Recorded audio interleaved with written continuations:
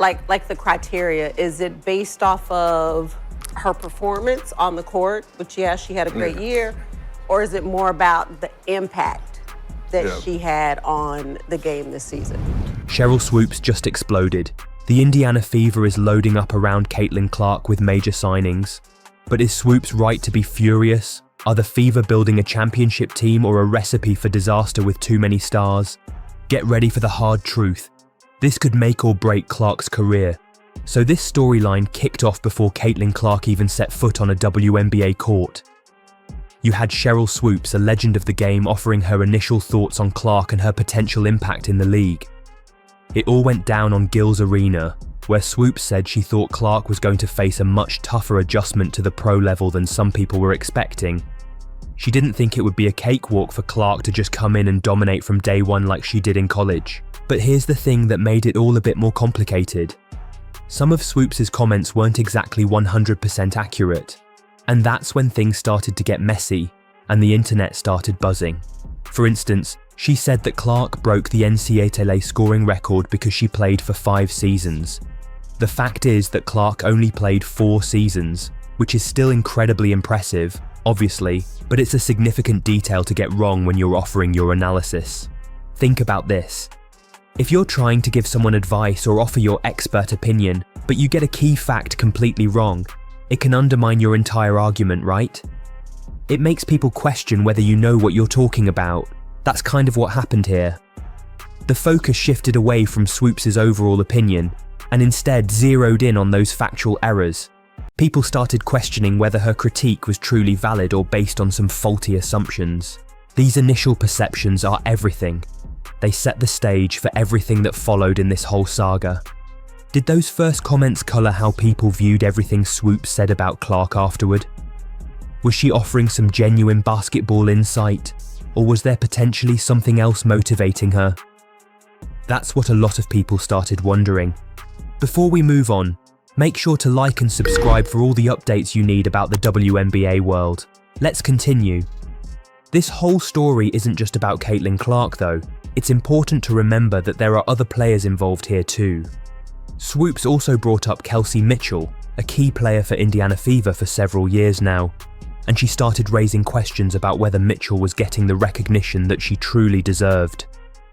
Swoopes implied that the Fever might have mishandled Mitchell's free agency and that Mitchell wasn't getting the credit where credit was due for her contributions to the team. This added another layer of complexity to the whole situation. It wasn't just about Clark's performance or potential. It was also about the overall team dynamics and how the Fever organization was managing its players. What Swoopes seemed to be suggesting, at least to a lot of people, was that with Caitlin Clark's arrival and all the hype surrounding her, the spotlight might have shifted too much. Maybe that spotlight was potentially overshadowing other valuable players on the team, players who had already put in the work and proven themselves.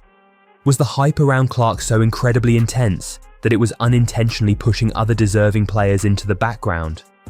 It's a fair question to raise, and it touches on an important aspect of building any successful sports team.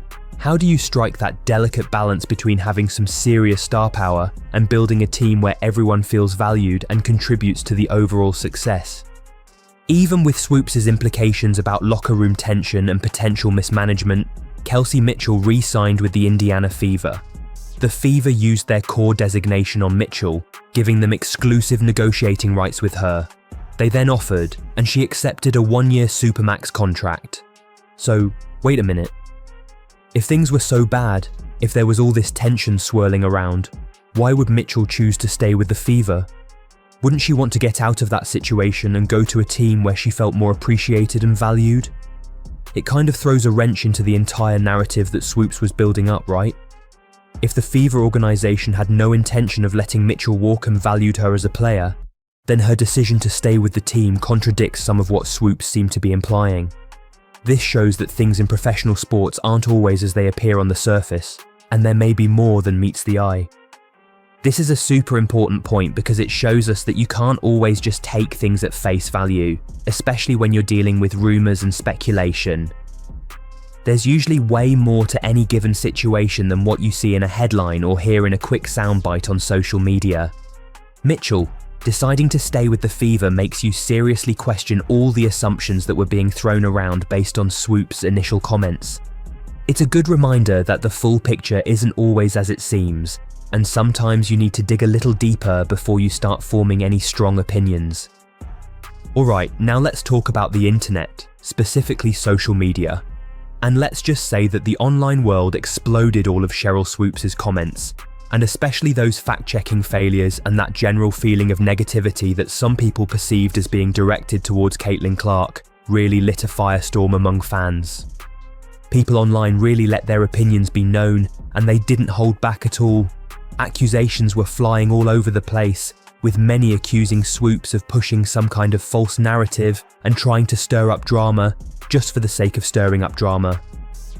The comments ranged from simple disagreements to full-blown personal attacks, accusations of jealousy, and things that honestly got nasty.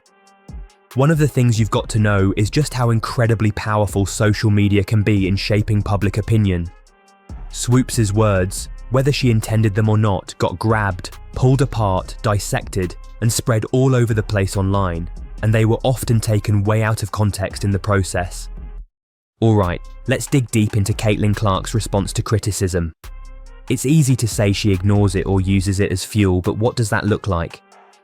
We need to go beyond the surface and analyse the underlying mentality and strategies that allow her to navigate this pressure cooker. First off, it's about perspective. Clark seems to have a remarkable ability to separate the signal from the noise.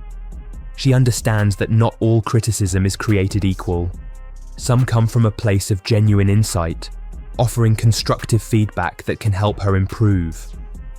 Other criticism is malicious, intended to tear her down or generate clicks. She's able to discern the difference and prioritize accordingly. She probably has learned how to control her mind, so criticism doesn't have much effect on her performance. Secondly, it's about self-awareness. Clark is constantly evaluating her own performance, identifying her strengths and weaknesses, and seeking ways to improve. This internal dialogue is crucial for growth. She's not relying solely on external validation or criticism. She has a clear understanding of what she needs to work on, and she's proactive in addressing those areas. Thirdly, it's about resilience. No athlete, no matter how talented, is immune to mistakes or setbacks. Clark has had her share of struggles, both in college and in the WNBA. What sets her apart is her ability to bounce back from those setbacks. She doesn't dwell on her failures. She learns from them, adjusts her approach, and comes back stronger. It's about having an almost unbreakable mindset. Finally, let's not forget the leadership aspect. Clark isn't just responding to criticism for herself, she's also setting an example for her teammates. She's showing them how to handle adversity, how to stay focused on their goals, and how to support each other through thick and thin. Her leadership extends beyond the court, as she actively engages with fans and uses her platform to promote the WNBA and women's basketball. Let's dissect Cheryl Swoopes' history of controversial remarks. It's not enough to just label them as such. We need to unpack the potential motives behind them and analyse the impact they have on the players, the league, and the broader conversation around women's basketball. Is Swoopes simply being a provocateur, trying to generate attention for herself? Or is she genuinely trying to push the boundaries of what's acceptable to say in the WNBA? Is she trying to hold players accountable, or is she unfairly targeting them? These are questions that need to be considered. We also need to examine the potential impact of her remarks on the players she criticises. How do those players feel when they read or hear what she has to say? Does it motivate them to improve, or does it discourage them? Does it create unnecessary tension within the league? Does it contribute to a toxic environment? Moreover, we need to consider the impact on the league. Does Swoopes' commentary generate more interest in the WNBA, or does it turn people off? Does it contribute to a more nuanced and informed conversation about the game, or does it fuel negativity and division? The answers aren't always clear, and there are often competing perspectives. Ultimately, analysing Swoopes' history requires a critical and nuanced approach. It's not about demonising her or dismissing her views.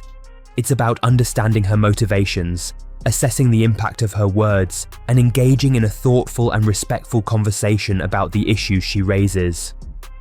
Alright, Let's get granular with the Indiana Fever's performance. Beyond the win-loss record, what are their actual strengths and weaknesses?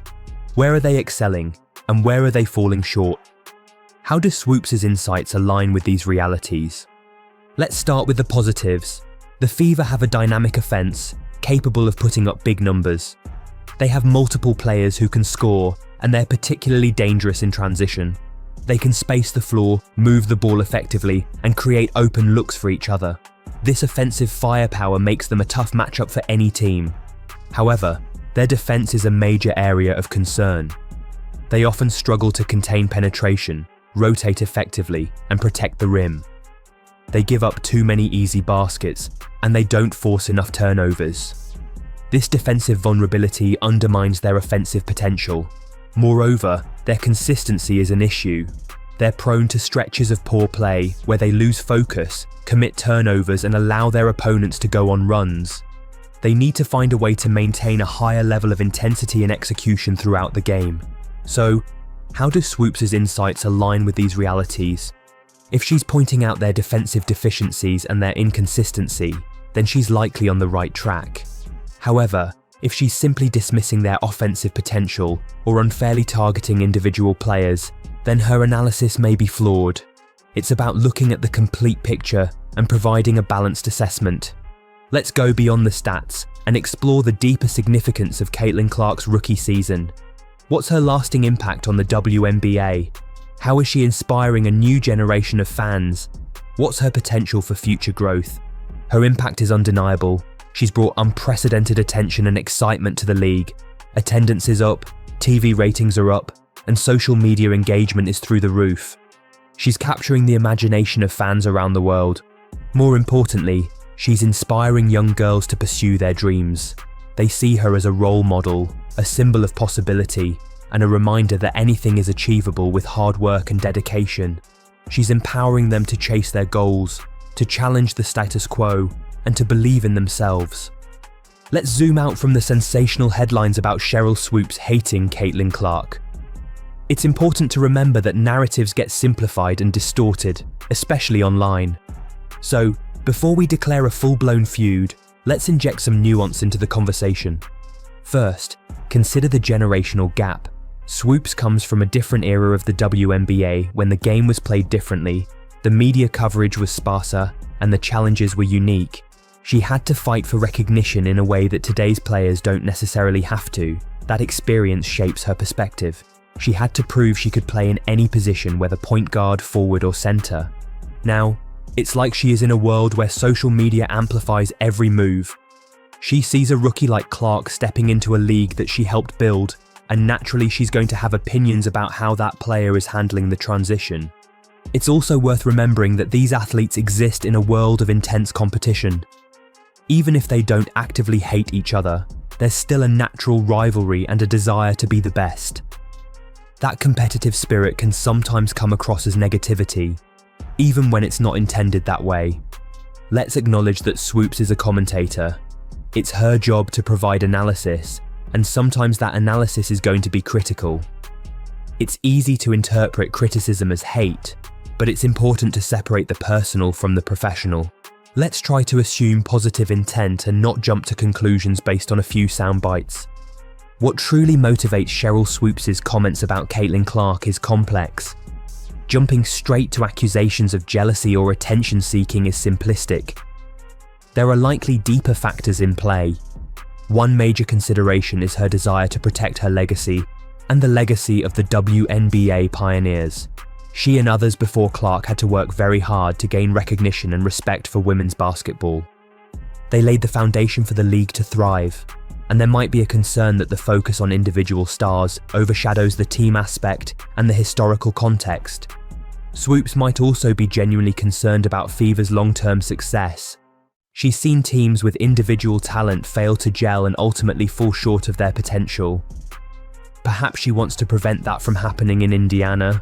Maybe she feels that if she is going to add her 2 cents, she wants it to help the team. Another possibility is that Swoopes simply advocates for a certain style of play. As a player from an earlier era, she might value fundamentals, defense, and teamwork more highly than individual flashiness and scoring prowess. she might want to push back against what she sees as a trend toward individualization in the game. Ultimately, it's impossible to know Swoopes' true motivations without talking to her directly. But it's important to avoid reducing her commentary to simplistic labels. She has a long and storied history in sports, and her perspective is shaped by those experiences. So what's your take? Is Swoopes being too harsh, or does she have a point about the Fever's new roster? Let us know in the comments. If you enjoy this video, hit like and subscribe for more WNBA content. What should we cover next? Thanks for watching.